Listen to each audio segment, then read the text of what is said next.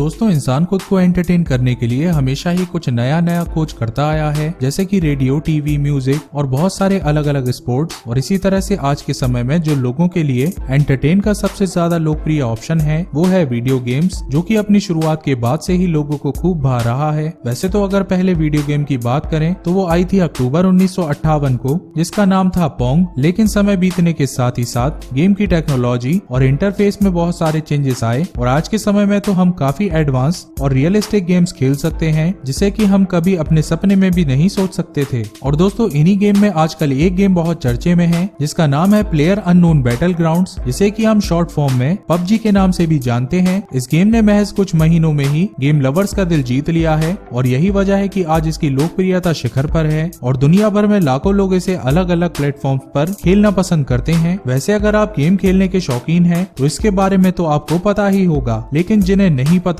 उन्हें मैं बता दूं कि पबजी में 100 प्लेयर्स को एक आइलैंड पर पैराशूट की मदद से उतार दिया जाता है, जहां पर उन्हें एक दूसरे से लड़कर आखिरी तक टिकना होता है। और इस गेम में प्लेयर या तो अकेले खेल सकते हैं या फिर 4 प्लेयर की अपनी टीम बनाकर मैदान में उतर सकते हैं और फिर लैंड करने के बाद से अपने सर्वाइवल के लिए उन्हें अलग अलग घरों में जाकर हथियार और कई अलग अलग चीजें ढूंढनी होती हैं, जो कि दूसरे प्लेयर से लड़ने में काम आते हैं। और गेम के अंत में प्लेयर को इन गेम करेंसी मिलती है, जो कि उनके मारे गए प्लेयर्स और गेम के टिके रहने के समय के आधार पर होती है। और इन करेंसी का इस्तेमाल गेम के अंदर ही हथियार और बाकी चीजों को खरीदने के लिए किया जाता है। तो दोस्तों अभी तक यह तो हो गई गेम प्ले की बात, लेकिन अब हम जानते हैं कि इस गेम की शुरुआत कैसे हुई और इसे बनाया किसने। तो दोस्तों इस गेम को बनाने का श्रेय मुख्य रूप से ब्रेंडन ग्रीन को जाता है, जो कि पबजी गेम के लीड डिजाइनर और डायरेक्टर हैं। और ब्रेंडन को ही ऑनलाइन स्टेज पर प्लेयर अननोन के नाम से भी जाना जाता है। हालांकि दोस्तों आपको बता दें कि ब्रेंडन अपने करियर की शुरुआत से कोई गेम डिजाइनर नहीं थे, बल्कि वह तो आयरलैंड में जन्मे फोटोग्राफर, ग्राफिक डिजाइनर और वेब डिजाइनर थे और अपने काम के लिए ब्राजील में रहा करते थे। लेकिन उन्हें गेम्स खेलना शुरू से ही बहुत पसंद था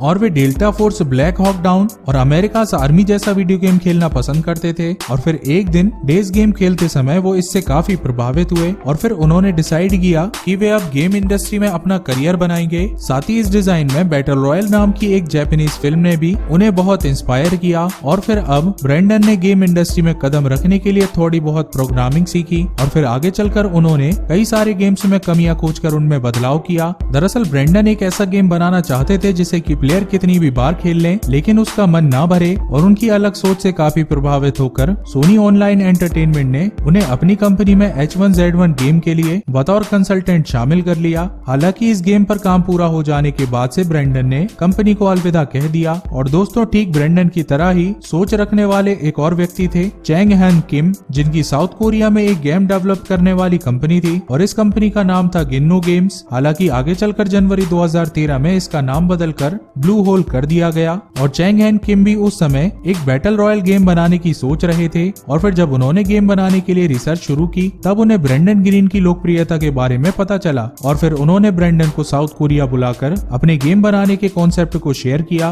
और इस तरह से एक दूसरे से मीटिंग के बाद दोनों ने पबजी गेम पर एक साथ काम करने का फैसला ले लिया। और फिर काम को स्टार्ट करने के बाद से इस गेम को बनाने में 1 साल की डेडलाइन रखी गई और शुरुआत में 35 डेवलपर इस गेम को डेवलप करने में लगे हुए थे। लेकिन जैसे जैसे नीड बढ़ती गई तो इनकी संख्या भी बढ़कर 70 हो गई और मार्च 2017 तक इस गेम का अर्ली एक्सेस बेटा प्रोग्राम लॉन्च कर दिया गया, जो कि गेमर्स को बहुत पसंद आया। हालांकि कुछ कमियों को सुधारने के बाद 20 दिसंबर 2017 को पबजी को सभी के लिए रिलीज कर दिया गया और फिर आगे चलकर फरवरी 2018 में इसे एंड्रॉइड और iOS के लिए भी लॉन्च किया गया। हालांकि दोस्तों लॉन्चिंग के बाद से ही इस गेम को इतना ज्यादा पसंद किया गया कि ये महज कुछ महीनों में ही दुनिया की सबसे लोकप्रिय गेम बन गई और इसे one of the best selling of all time game की लिस्ट में भी शामिल किया जा चुका है। साथ ही इसे best multiplayer game, PC game of the year, action game of the year, trending game of the year की तरह बहुत सारे अवार्ड्स भी मिल चुके हैं। तो दोस्तों यह थी कहानी आज के समय के सबसे लोकप्रिय गेम पबजी की। उम्मीद करते हैं कि आपको यह जानकारियां जरूर पसंद आई होंगी। दोस्तों वीडियो को लाइक करें और चैनल को सब्सक्राइब करना ना भूलें।